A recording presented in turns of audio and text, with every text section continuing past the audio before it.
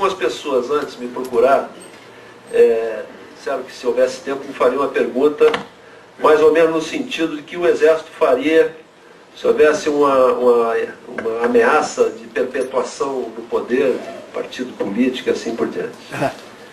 E isso é recorrente. Hoje lá em Manaus, eu até nem comentei contigo, a quantidade de e-mail que nós temos recebido nesse sentido, né? A missão histórica da geração dos nossos pais foi a de preservar a democracia no país. O Exército não se arrepende do que fez, mas de certa forma ainda paga pelo que fez. Naquela época não havia instituições no país.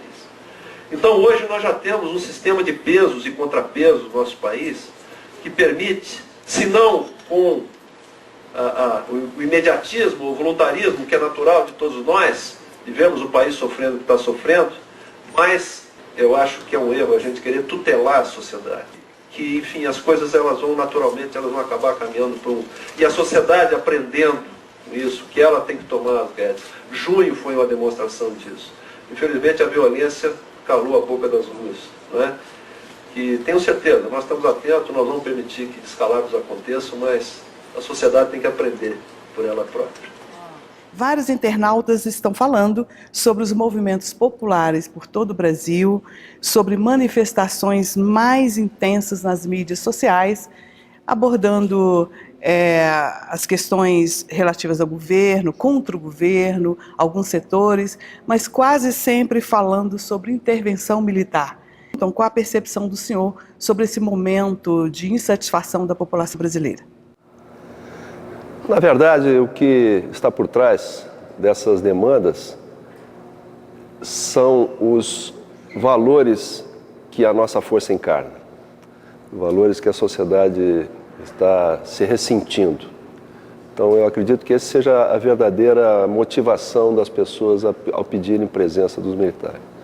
Por outro lado, o Brasil hoje é um país maduro, com instituições plenamente consolidadas e funcionando. Nós temos um sistema de peso e contrapeso que dispensa a sociedade brasileira de ser tutelada. E nos cabe cumprir o que está escrito na Constituição. Para o Exército, nós estamos adotando uma linha de atuação com base em 3 vetores. O primeiro é a manutenção da estabilidade.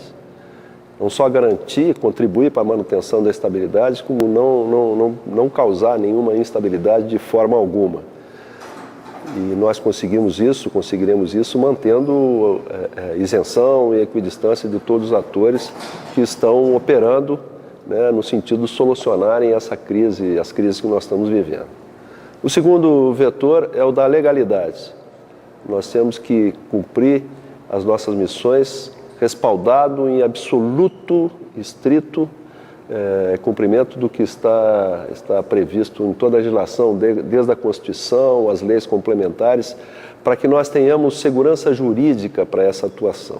O nosso pessoal não venha a ter nenhum tipo de problema posteriormente. E o terceiro vetor é o da legitimidade. Legitimidade que nos é proporcionada pela manutenção da estabilidade, por agir com legalidade, mas também pelos índices de confiabilidade que a sociedade brasileira nos coloca, em primeiro lugar, junto com a Marinha e a Força Aérea. Eu queria dizer algumas palavras sobre a situação que nós estamos vivendo no nosso país.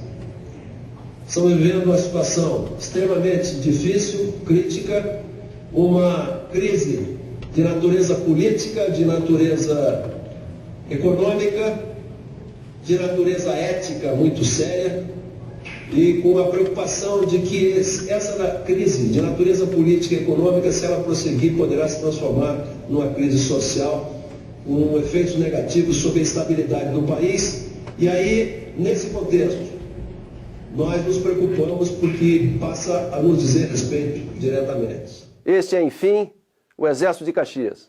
O braço forte e mão amiga, em que os brasileiros de todos os rincões encontram proteção e segurança, razão pela qual o elevam, ao lado da Marinha de Tamandaré e da Força Aérea de Eduardo Gomes, a condição de instituição com mais elevado índice de confiabilidade do país.